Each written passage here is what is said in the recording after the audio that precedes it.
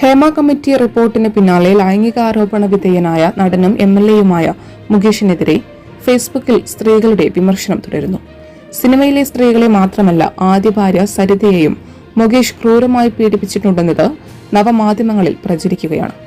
മാധ്യമപ്രവർത്തകയായിരിക്കെ വീണ ജോർജിന് സരിത നൽകിയ അഭിമുഖത്തിലെ പ്രസക്ത ഭാഗങ്ങൾ പങ്കുവച്ച് എഴുത്തുകാരിയും അധ്യാപികയുമായ ദീപ നിശാന്തും മുകേഷിനെ വിമർശിച്ചു. മുകേഷ് രാജിവെക്കണമെന്നും ക്രൂരമായ ആക്രമണമാണ് സരിതയ്ക്കെതിരെ നടത്തിയതെന്നും ദീപയുടെ പോസ്റ്റിൽ പറയുന്നു.